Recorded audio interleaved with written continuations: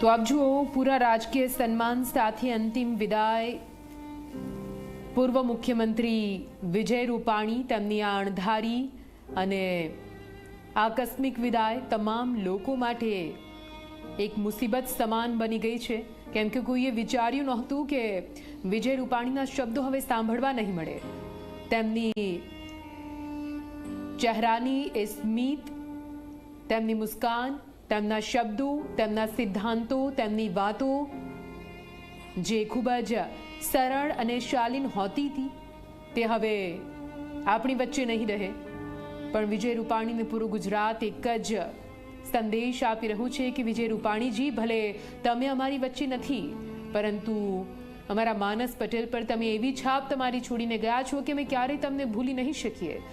જ્યારે પણ ગુજરાતના મુખ્યમંત્રીની વાત આવશે ત્યારે પહેલું નામ તમારું આવશે, કેમ કે તમે જે રીતે જે પડકારો વચ્ચે ગુજરાતની ધુરા સંભાળી અને ગુજરાતને વિકાસના પથ પર આગળ વધાર્યું, જેના કારણે આજે ગુજરાત આ પથ પર પહોંચ્યું છે, વિકાસની આટલી સિદ્ધિઓ હાંસલ કરી શક્યું છે, તેમાં કોઈ બેમત ન હોઈ શકે। જનક બિલકુલ, અને એટલા જ માટે આપ જોઈ રહ્યા છો કે આપણે બધા જ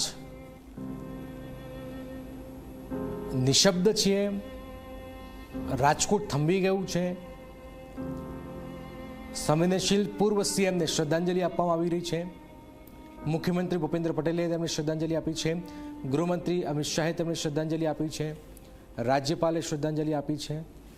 અને આ જો કે રાજકોટમાં હવે આ વરસાદી માહોલ પણ છે, તો આકાશમાંથી પણ આપ જુઓ કે તમામ બાજુથી ગમગીન છે માહોલ।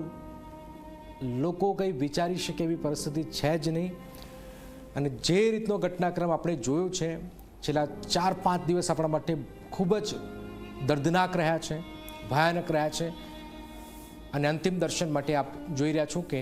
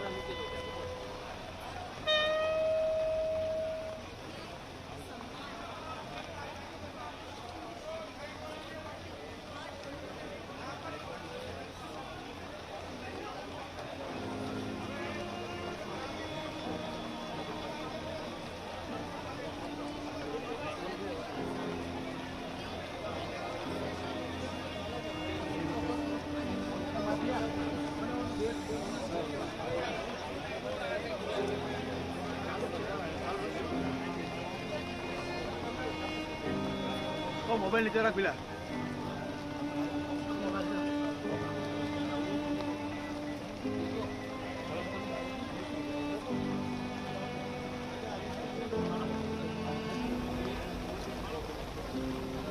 તો હાલ તો આ કઠોર ક્ષણ, આ કઠોર ઘડી હૈયે ઘાત આપીને ગઈ છે, હૈયે ઘા આપી રહી છે અને આ ઘા સહન કરવા ખૂબ જ મુશ્કેલ થઈ રહ્યા છે।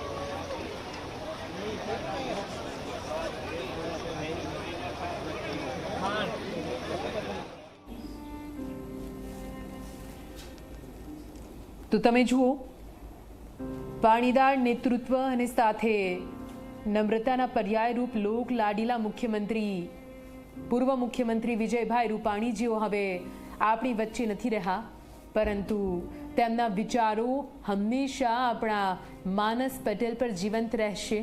તેમના કાર્યો થકી તેઓ હંમેશા ગુજરાતના ધબકારમાં જીવંત રહેશે.